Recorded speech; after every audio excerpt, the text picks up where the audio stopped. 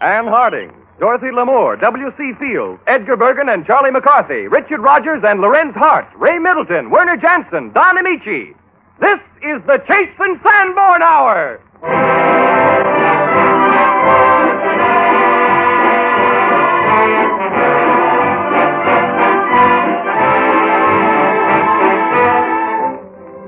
This is the Chase and Sanborn Hour, and this is Don Amici. Tonight we welcome back to health and heartiness W.C. Fields. In this we are joined by Edgar Bergen and his famous dummy Charlie McCarthy, Dorothy Lamour, Hollywood's latest singing glamour girls, Dick Rodgers and Larry Hart, two of America's leading composers, and Ray Middleton to sing Rodgers and Hart's most striking composition, golden-haired Ann Harding, back from the London stage, and her husband Werner Jansen, America's foremost conductor, who interprets one of the hit tunes of the day, Too Marvelous for Words.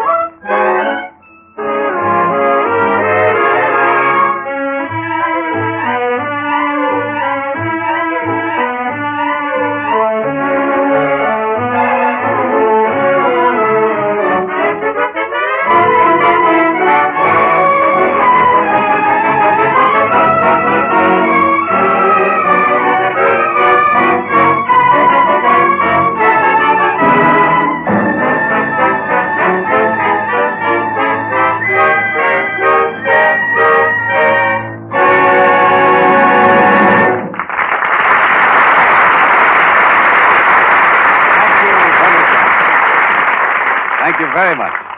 Moving along from right to wrong, meet Edgar Bergen and Charlie McCarthy.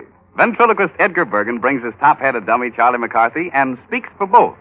But when Edgar speaks for Charlie, his own lips never move, and you'd swear that the words are coming out of Charlie's mouth. Since their first appearance on the Rudy Valley Hour just a few months ago, Edgar and Charlie have zoomed to the top of the heap in the field of comedy. So, Mr. Edgar Bergen, speak for yourself. Thank you, Don. That was very nice. Didn't you like it, Charlie? Well, yes and no. I still miss Rudy Valley. I don't know. I'm just not happy, that's all. Not happy in Hollywood? No. Mr. Bergen, my body may be in Hollywood, but my soul is still in Radio City. Well, after you've been here a while and met everybody, Charlie, you'll soon learn to like Hollywood. Uh-huh.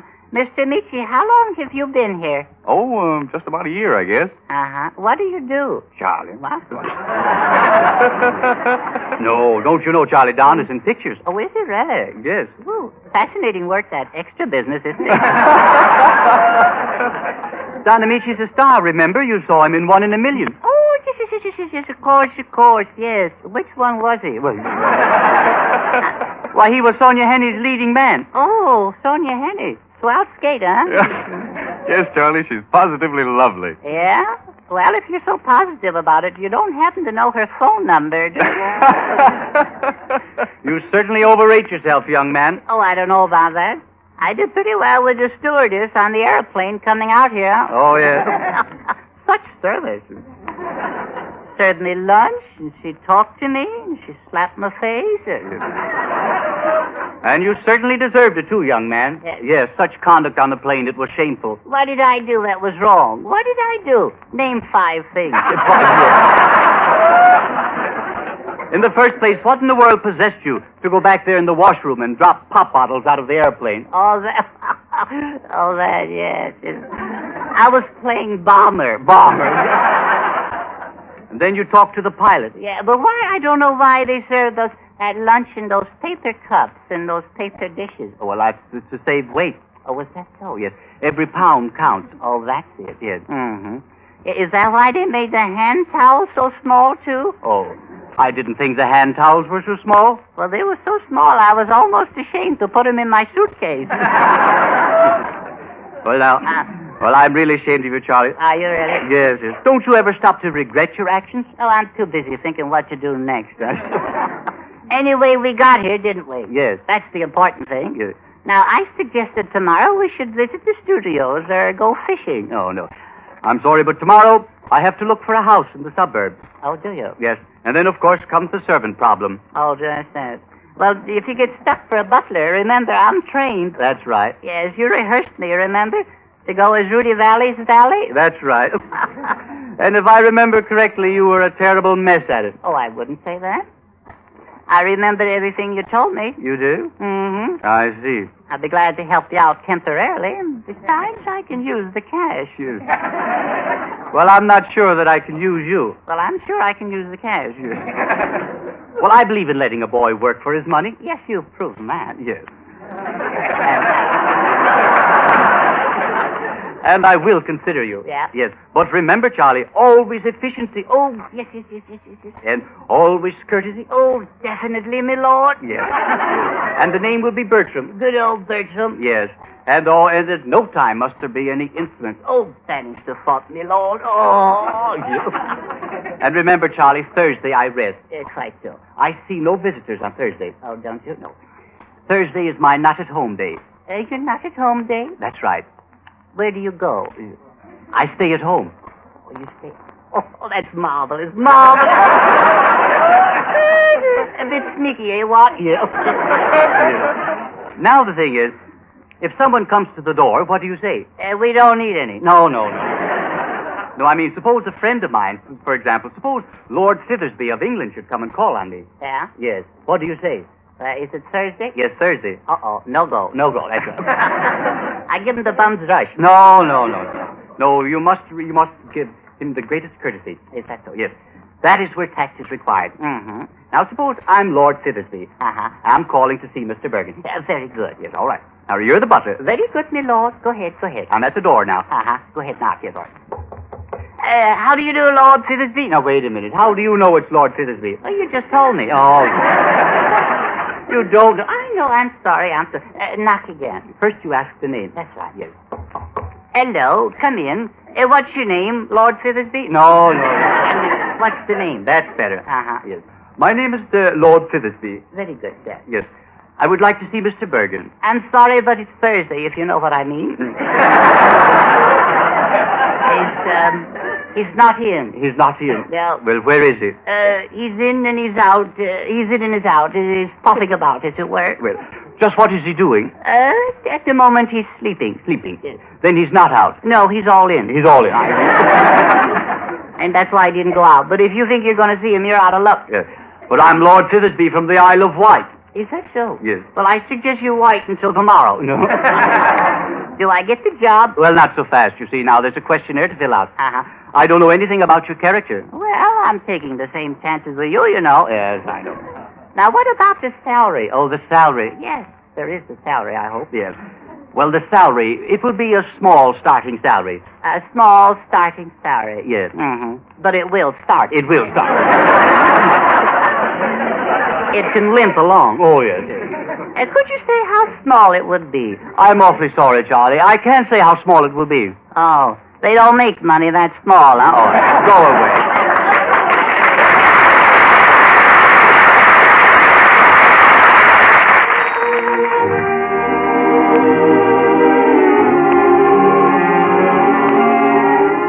Dorothy Lamour, Hollywood's newest star. Beautiful, versatile, glamorous. Yes, and in addition to that, she's not bad. She's not half bad, if you know what I mean. Thank you, Charlie. You're very cute. You're kind of cute yourself. Now, considering that we're going to be working together, I think we ought to be good friends, don't you? Yes, Charlie, we all ought to be good friends, but... Now, don't cramp my style, I meet you. I'm sorry. Miss Lamore. Yes, Charlie. Would you care, how about a lemonade or something? Now, Charlie, please postpone your lemonade invitation till later, will you?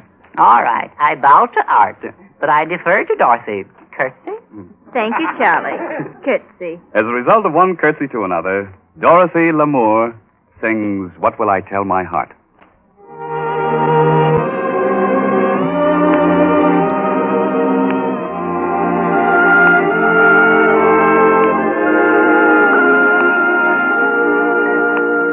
I'll try to explain to friends dear the reason we two are apart. I know what to tell our friends dear, but what will I tell my heart? It's easy to say to strangers that we played a game from the start. It's easy to lie to strangers, but what will I tell my heart when I smile to hide all the tears inside? What an ache it will bring. Then I'll wander home to a telephone that forgot how to ring. I could say you'll soon be back, dear, to fool the whole town may be smart. I'll tell them you'll soon be back, dear, but what will I tell my heart? When I smile to hide all the tears inside, what a name it will bring. Then I'll wander home to a telephone that forgot how to ring. I could say you'll soon be back, dear, to fool the whole town may be smart. I'll tell them you'll soon be back, dear, but what will I tell my heart? What will I tell my heart?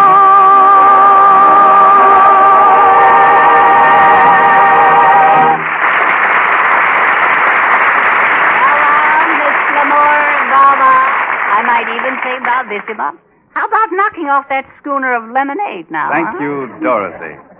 John Heaston, may we hear from you? Thank you, Don Amici.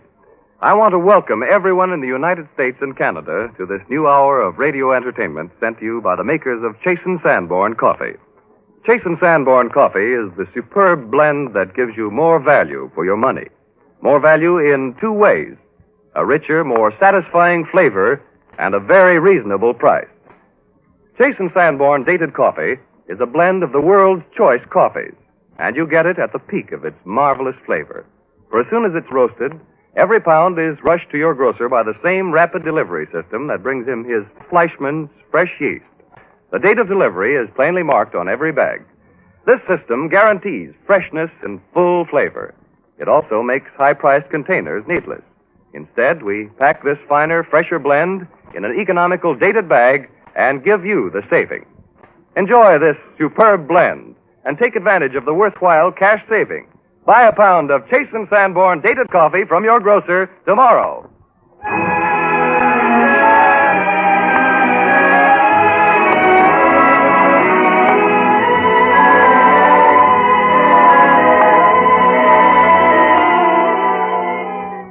The Guardsman, one of the most brilliant plays ever presented by the Theater Guild. Tonight, to add sparkle to Ferenc Molnar's clever lines, we give you Miss Anne Harding. It is a privilege to play opposite so great an actress and so lovely a person as Miss Harding. Thank you, Don Amici.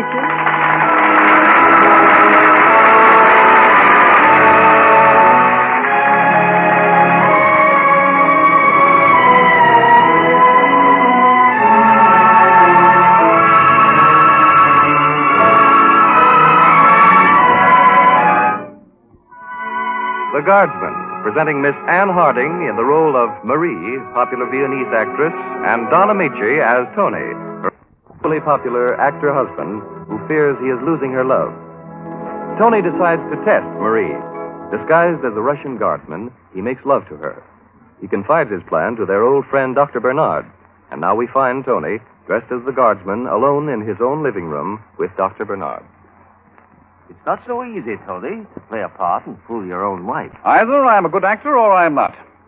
And if I can act for money, for fame, why can't I do it to test the love of my own wife? Well, I must admit, the guardsman's uniform becomes you. Any woman would find it hard to resist you. But she has resisted me, Bernard.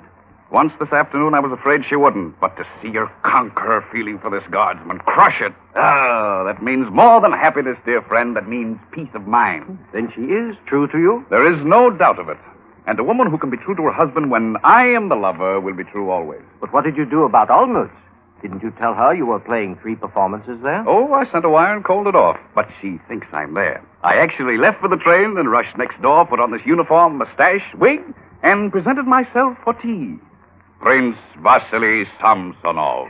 You sound very convincing with that accent. Not for nothing, Bernard, did I once visit Russia. Dr. Bernard, you say Hazel. Oh, that is nice of him. Bernard, what do you think of my conquest? Rather nice, isn't it? Well, what else can one expect when you are the lady? Oh, forgive me. This is Prince Vasily Samsonov, Prince, Dr. Bernard. I have been most correct in my behavior so far. And therefore, the presence of this Dr. Bernard. Dr. Bernard will not prevent me from saying before him as a witness that there is nothing I would not do, nothing I would not sacrifice. If I... You know what I would say. Oh, I know, but I want to hear you say it. What do you want to hear? I want to hear the end of that long sentence. I want to hear you say you love me. Oh, great heavens. Bernard, he doesn't understand. Bernard, look at him. He's no beauty. But at last, a man who has no ringing voice. A man who, thank heaven, is neither intelligent nor brilliant nor melancholy nor sentimental. Bernard, this simple, honest, stupid... Come see, he doesn't even know how to behave. But, dear old friend, at last, after all these years, our man. Yes, but now with my congratulations, may I leave you? Oh, must you? I must. I really must. I only stopped in to make sure that you were not too lonely. You'll forgive me, friend. But certainly. Friend, do you realize what life has done to us? I do not know what is happening to me. And you do not know what is happening to me. You should have known I would burn with a great flame once you set me alight. Now you're afraid. I am mad. My happiness has turned my head. I do love you. You do love me? I love you. I adore you. I worship you. Are you as happy as I? I am unspeakably happy, and I am going to kiss you. When shall I see you again? Tomorrow. Tomorrow at 5. Tomorrow at 5.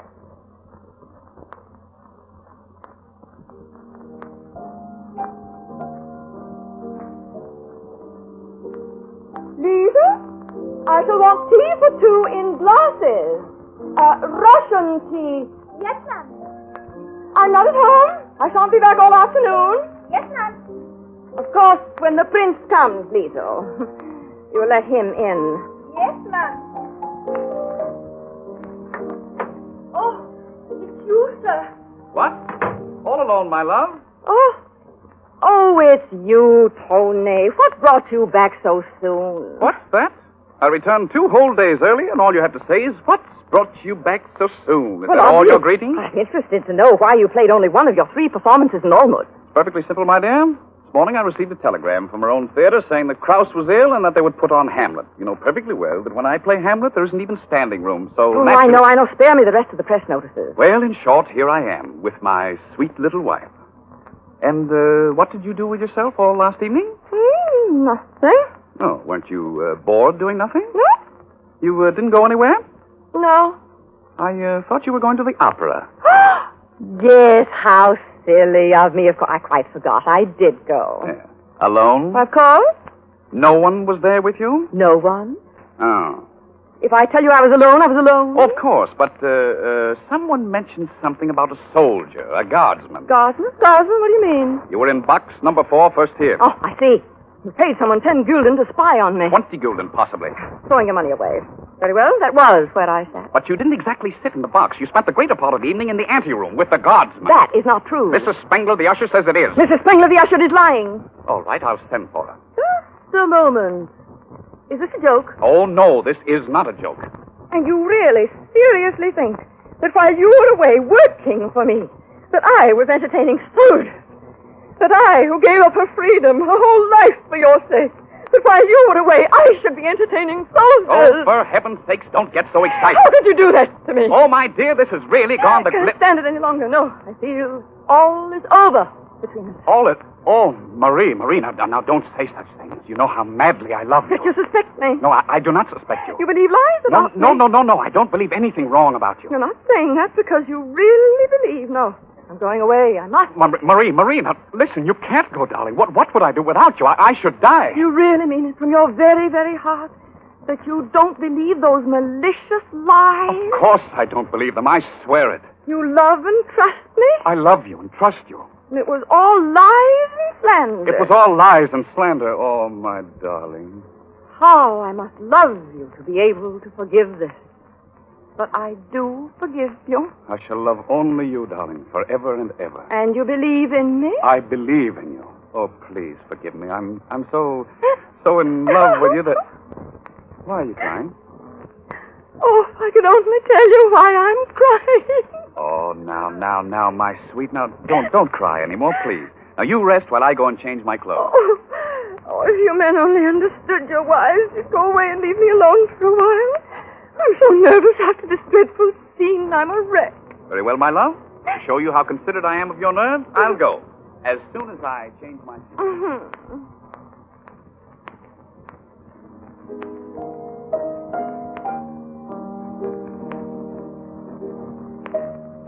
Tony, what is taking you so long? I thought you were going out. I'm ready now. Precisely 5 o'clock.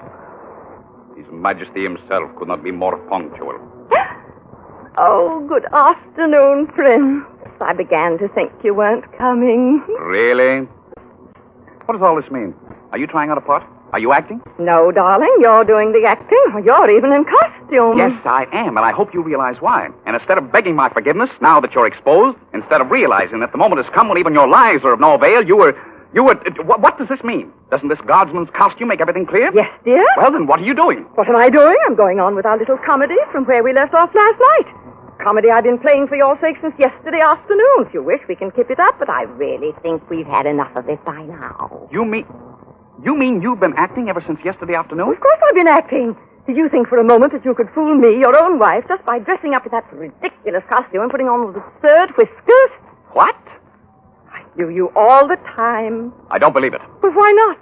You trust yourself to play a difficult part well enough to deceive even me, and yet you don't think I can play a much easier one, though my acting ability is fully equal to yours. Oh, now... Better, possibly? Now, let's not go into that. We are not discussing my acting. Oh, but we are. If you can play the guardsman well enough to fool me, why couldn't I play the woman who believed in the guardsman well enough to fool you? Because I simply could not be recognized, whatever you may say. Oh, you couldn't disguise your kiss. It was so entirely your own. It's impossible not to recognize it. Yes, I was afraid you recognized my kiss. And then your eyes. What was it I told you the day that you first told me you loved me? What was it I told you about your eyes? That the look in my eyes... A sweet, warm, sad look. That betrayed me. Yes. You're looking at me like that now. Well, I don't want to. Oh, but you are. And I am to believe that you recognized me the very first minute. The very first minute. Well, then why didn't you tell me from the beginning? Because I wanted you to play the comedy out to the end. I didn't think you lacked the courage to go through with it. Uh-huh. Then you do love me. You'll never put me to the test again. Never again.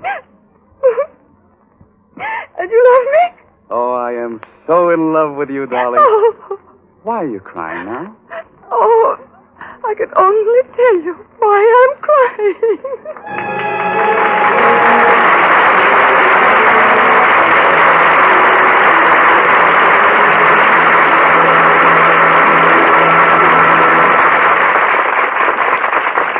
Miss Harding and myself, thank you. The Chase and Sanborn Hour with W.C. Fields, Rodgers and Hart, Ray Middleton, Dorothy Lamour, Werner Jansen, Edgar Bergen, and Charlie McCarthy continues in just a moment.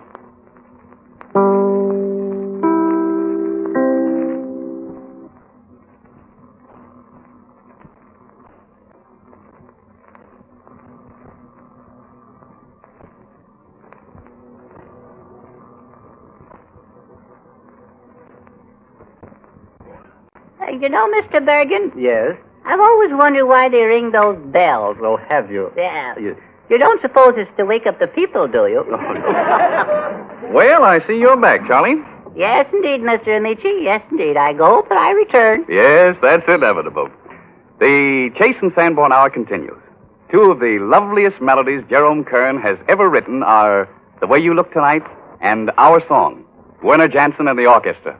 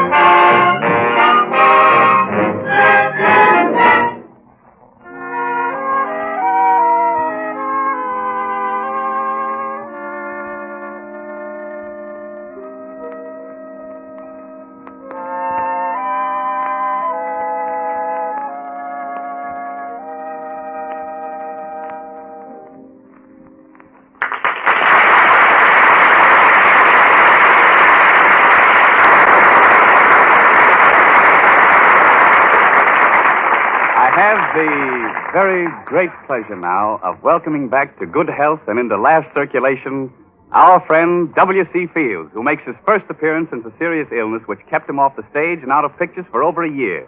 And now he returns fully recovered to say hello. W.C. Fields.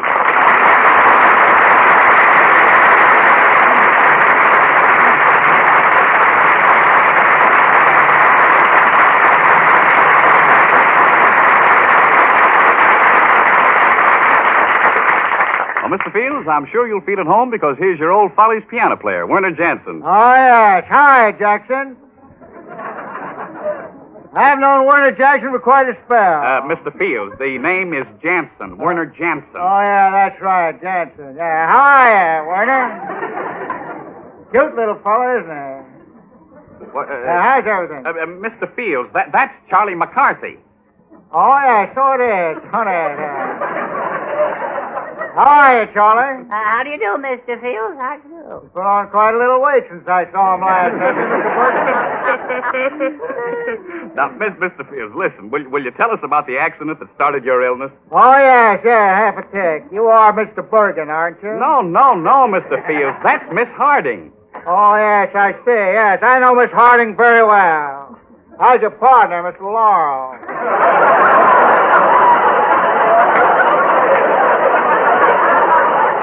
No, Mr. Fields. You're confused with Laurel and Hardy. Oh, yeah, how silly of me. I beg your pardon, Mr. Laurel. Now, Mr. Fields, listen. Everybody is impatiently waiting to hear about your recovery. Now, if you'll kindly... Yes, certainly. Excuse me, Mr. Bergen. No, I'm Don Amici, remember? Oh, yes. Remind me to ask the dummy a few questions after I said hello to the folks. Yeah. There. How old is Charlie McCarthy? He's 12 years old. 12 years old. How interesting. I wonder if the little nipper will sing me a song. Yeah, I will if you give me $10. $10, eh? He's more than 12. Well, he's really older than he looks, you see.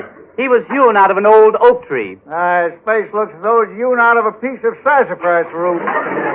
How is that so, huh? Well, if they had to cut your face out of a piece of wood, they'd have to use redwood for a nose. And an ample bit of it, too, I might say. You too, eh? Charlie. All right, Mr. Fields. Now about that serious illness of yours. Oh, yes, of course. I was pretty redwood for a nose. He's a pretty fresh little punk, isn't he? Redwood for a nose. You're full of termites.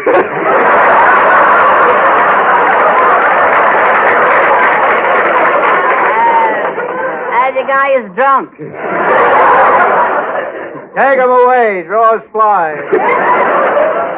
Look here, I may be drunk, but I'll be sober tomorrow, and you'll still be full of termites. I'm glad to see you looking so well, W.C. You don't mind if I call you W.C., do you? Oh, no, I guess not. No. It is a bit confusing, though. In Europe, royalty always referred to me as the W.C.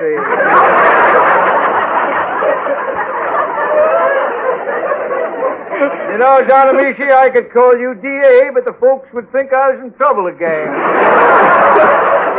You know, from the reports I got, you surely have had your share of trouble. They said you were at death's door. Yes, I was. Well, what did the doctors do? Oh, they did everything in their power to pull me through. Fine lot of boys, those medicos. Redwood for a nose. He's only 12, eh? What's he wearing a wig for? Now, look, W.C., I know you were very ill, but what I'd like to get at is just what really was the main trouble. I had a very stubborn case of pernicious dandruff. Pernicious dandruff? Yeah. Well, isn't it a fact that you broke your neck? Oh, yes, I forgot all about that. I heard you were run over by an automobile. Yeah. Can you imagine that little rat pulling that crack? If they ever carved my face out of redwood? Yeah. Use redwood for a nose. Now, W.C., please. How did you come to break your neck? I didn't come to break my neck. I came to ride a bicycle. I should have stuck to my velocipede. You were riding a bicycle and... A Paramount truck loaded with Now, props. please don't mention any names. Just say a truck. Oh, yeah, but it was a Paramount truck.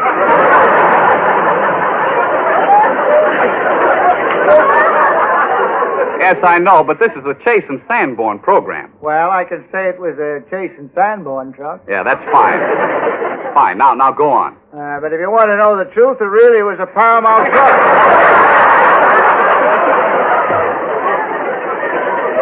I'm sorry I mentioned it. Now go on. Well, anyway, a truck Yeah, a truck. owned by Paramount. Now, please, Mr. Fields, will you please go Well, on? look, you keep interfering all the time. A Paramount truck backed over me and broke my neck. Could I say a Paramount truck loaded with Chase and Sanborn coffee? Would that be all right? Can you imagine that little rat Redwood for a nose? Yeah, and I didn't like that ample bit of it, too. Wonder how I'd like to have my nose filled with nickels.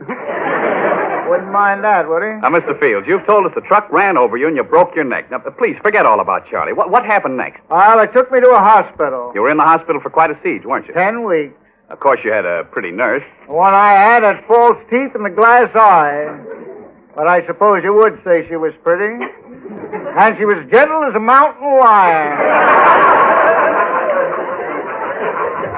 And she weighed as much as a Paramount truck.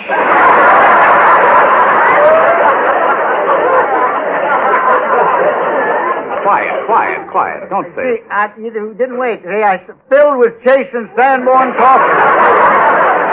All right. Well, what was the doctor's exact diagnosis of your ailment? Just a broken neck? No, the croaker said I had mogo on the go-go-go. Or what is known to medical science as Ralph Fidaldo.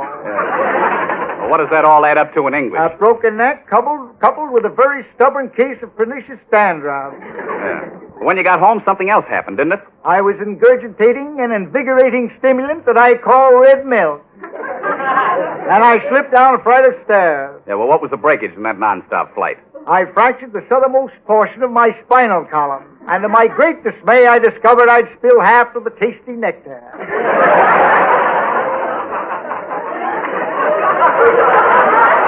Can you imagine that little rat, Redwood for a nose?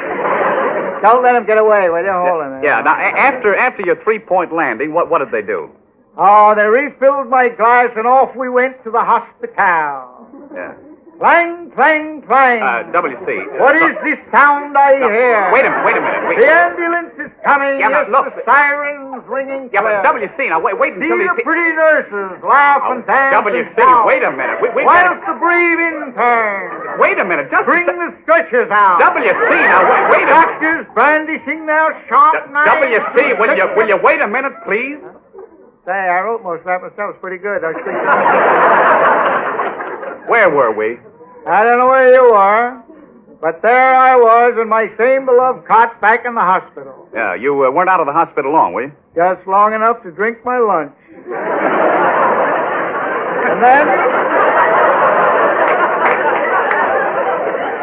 And then, Redwood for a nose. I'll take baby Leroy in preference to him anytime. And he's no bargain. Oh, come. Come on, Mr. Fields. Forgive and forget. I seem to recall that in Poppy you had yourself another accident. Yes, whilst cavorting in Poppy, I was again compelled to venture on a high bicycle. I instructed the boys to catch me in case I fell off. And did they catch you? Yes, on the first bound. Clang, clang, clang, what is this sound I hear? The ambulance is coming. So you were off to the hospital for another 10 weeks, huh? Yes, and this time I enjoyed my convalescence, having a nervous breakdown. For 10 weeks? No. The run was curtailed on account of my developing low-bar pneumonia. They put me in an oxygen tent. I thought I was camping. But what do you mean? After I played 3 weeks of Fields the Campfire Girl, I returned to play out my open 2 weeks of nervous breakdown. And what next? A pulled tendon, broken left foot, Paget's disease, double vision, infected toe, more nervous breakdown. They came so fast and furious it was difficult to distinguish them from perfect hell.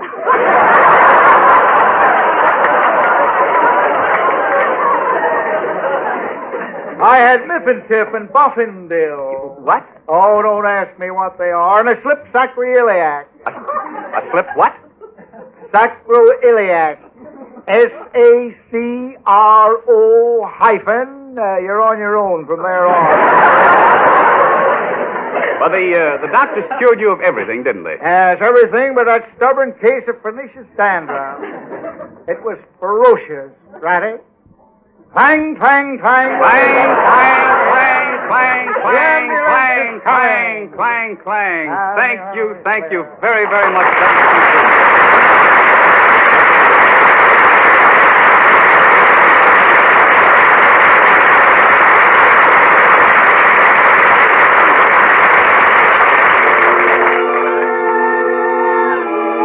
In the picture 50 Roads to Town, Ann Southern and I did a little song that's been haunting me. And they say the best way to get a haunting song out of your dreams is to sing it at people. So I'm singing this one at you. Never in a million years could there be another you. I would shed a million tears if ever we were through. Never in a million moons could you ever be surpassed. And darling, for a million Junes, this love of ours will last. There would be no world for me if ever we would part. Where I go, your name will be right on the tip of my heart. For only once in every lifetime, someone just like you appears. Is there any greater glory? Any greater thrill? No, never in a million years.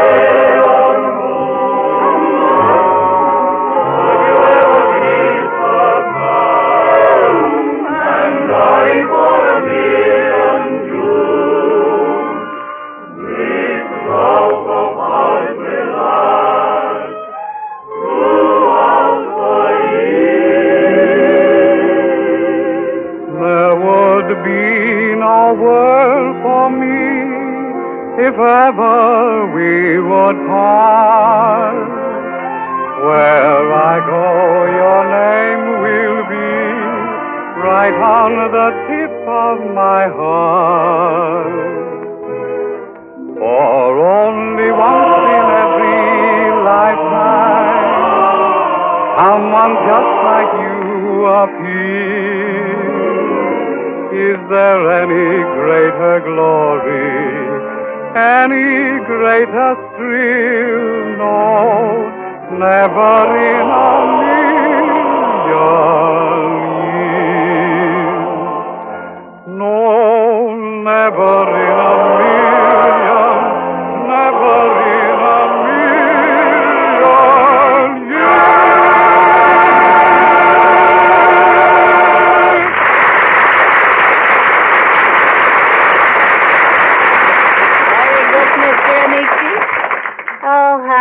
I wonder what Rudy Valley is doing in London tonight. Dear old Rudy. What a voice. What a voice. Charlie. Yes, and what a right uppercut, too. Woo-woo! Charlie, I must ask you to remember that this is the Chase and Sanborn Hour, and the boss is not Rudy Valley, it's Don Amici. Who did he ever lick? In shape right now, Charlie, and here's my trainer, John Heaston. Thank you, Don Amici. Here's some information that can be of value to you on exactly 21 occasions this coming week. The 21 occasions are the 21 meals you'll have before next Sunday at the same time. 3 meals a day, 7 days a week. And every one of those 21 meals will be more enjoyable if the coffee you have with it is rich and satisfying and delicious. Millions of people are enjoying that sort of coffee, Chase and Sanborn coffee. And please remember, this superb blend is very reasonable in price, so it's actually an economy to serve this finer coffee. Chase and Sanborn Dated Coffee is a blend of the world's choice coffees, guaranteed fresh by our unique dating and rapid delivery system. Besides assuring freshness, this system does away with any need for high-priced containers, so we can pack this finer, fresher coffee in an economical dated paper bag and pass on our savings to you. That's why you can enjoy this rich, high-quality coffee at such a reasonable price. Try this superb blend and enjoy the cash saving it gives you. Buy a pound of Chase and Sanborn Dated Coffee from your grocer tomorrow.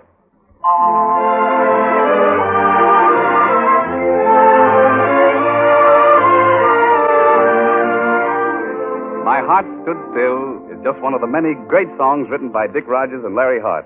Ever since the first Gary Gaieties down to their latest Broadway hit, Babes in Arms, there's been a pungent freshness in everything they write. Their most novel musical work is the stirring All Points West. Currently, they're writing the new Mervyn LeRoy production starring Fernand Gravet and Ethel Merman. Say, Larry, which comes first in writing a song, the words or the music? Well, Dick, how do we usually answer that question? It can happen either way. And it usually happens neither way. We usually start with a title. Title was an idea. Then I write a tune to it. And I write a lyric to the tune. And there we are. Yeah, well, there you are, but where am I? We're still trying to find out which came first, the chicken or the egg. Well, maybe you'd better ask a couple of other roosters. Now, about All Points West, whose idea was that? Well, a fellow named Paul Whiteman was holding a modern music concert in which he combined his orchestra with the Philadelphia Symphony. And he was putting on a series of musical stunts. Take it away, Dick. So he asked us to do something special for his concert. I racked my brain. Larry racked his brain. You see, Don, it's just a racket. Yeah.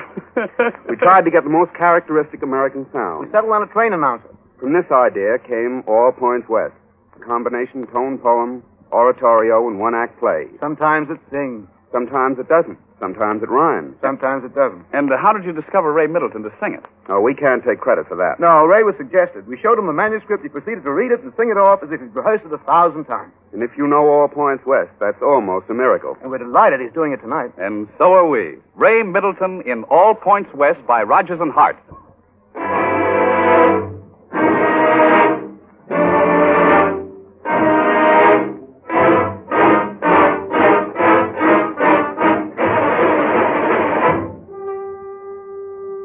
Leaving track 33 at 11:27, the Great Lakes Express bound for Albany, Syracuse, Rochester, Buffalo, Erie, Cleveland, Toledo, Detroit, Kalamazoo, and All Points West.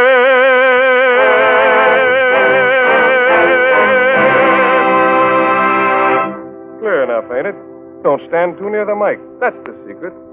Remember when we used to call 'em through megaphones? Had to yell our lungs out, now it's easy. See that salesman with his sample cases and his wife. She's kissing him goodbye, a long, long trip. She's whispering in his ear, he promises. Oh, yes, he'll be true. Oh, yes, he'll be true. Ha, ha. So salesmen get around, must be marvelous. Home is where your satchel is, and fun on the train. Fun on the train. I never get in 'em. There's a mother saying goodbye to her boy. Go west, young man. She's crying. They always cry. You'll be going to get a job out there. They say there's lots of jobs for any young man out west. I ain't so young anymore, but I'd love to go. Where the breeze smells fine from the sage and pine, and the sun turns rock into gold. I have heard when you ride on the prairie so wide, you forget that a man can grow old. For the Rockies rise to the sunburned skies, and the world opens up like a fan. But for me there is dust, there is dirt, there is rust, while you go with young man, while you go with young man.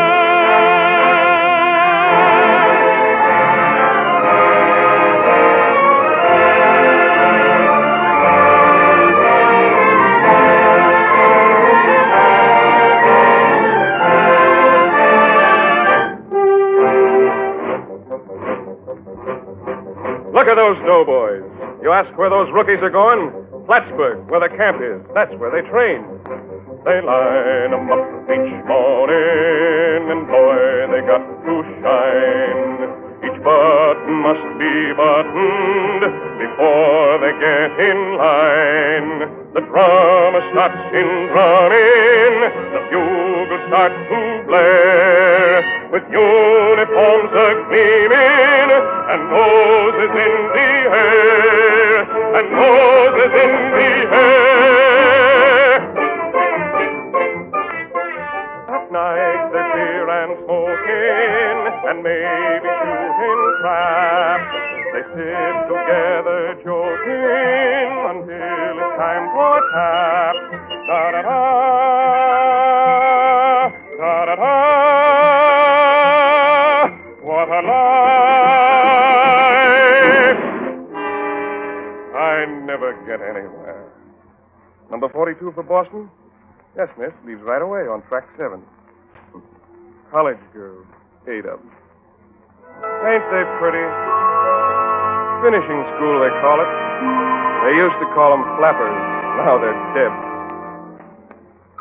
How young they are. How sweet they are. How clean they are. How fresh and beautiful. Their hands are soft. Their eyes are bright. At night they sleep and dream their hearts away. Life is a dance to them. It makes me feel a little old to see young girls, how young they are.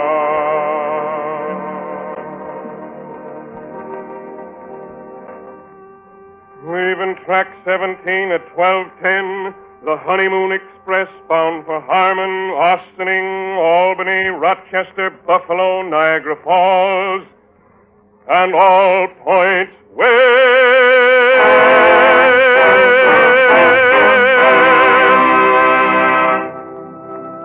Look at that guy. No honeymoon for him. Poor guy. He's handcuffed to a cop.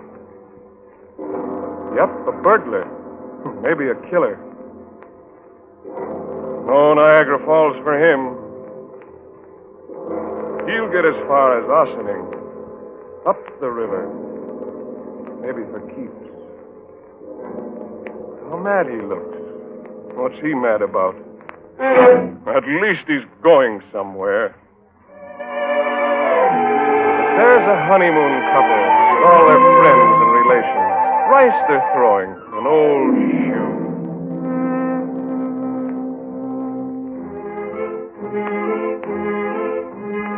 Hands to hold and sights to see.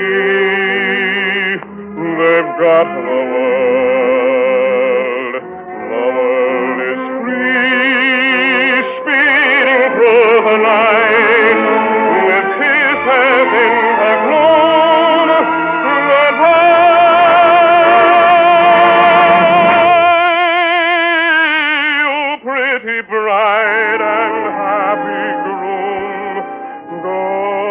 What's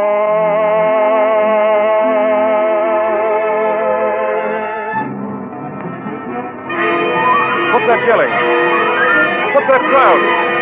Police whistles. The crook, the prisoner broke away. Look at the cops. They got him. No, they didn't. Oh, I hope he makes it. Look out. Look out. There's a cop behind that post. He's got his sleeve. He got away. Hurry, hurry. Cop's got his gun out. Don't shoot. Don't shoot, you fool. You'll hit someone. Oh, you fool. Why me? Here. Here. I'm going on track 7 at 12. Oh, sights to see, to go. I'm going somewhere now.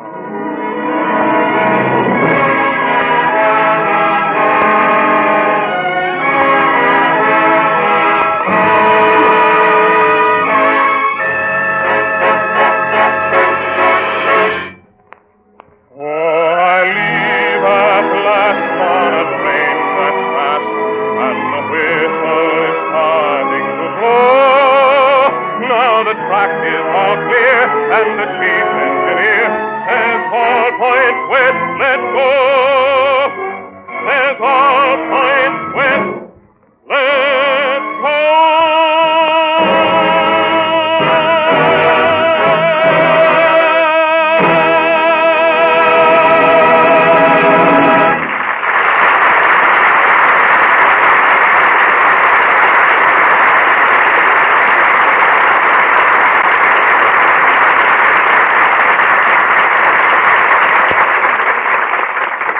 There always must be an au revoir. And I'm saying it now for our guests, Ann Harding and Rodgers and Hart. For Edgar Bergen, Charlie McCarthy. I'll be back next Sunday. Yes, Charlie. And so will W.C. Fields. Redwood for a no. Clang, clang, clang, what is this sound? Thank you, W.C., thank you. And in addition, next Sunday, the Chase and Sanborn Hour will bring you Joseph Bentonelli and Carol Lombard. Not Carol Lombard. I wonder if she'd like the lemonade. Huh? Well, you'll certainly find out, Charlie, because she'll be here, and so will the rest of us.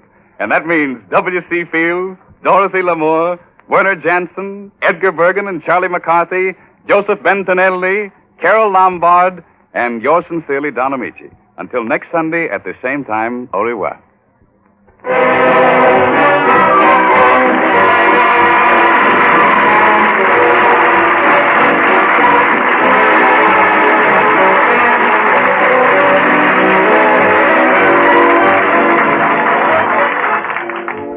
Heard on this program were our song from When You're in Love, The Way You Look Tonight from Swing Time, My Heart Stood Still from Connecticut Yankee, Beautiful Lady from Pink Lady, and The Big Show from Head Over Heels by Jerome Kern.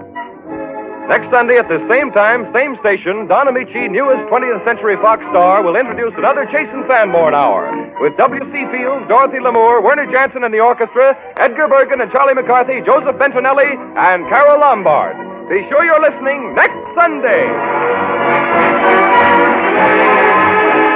The National Broadcasting Company.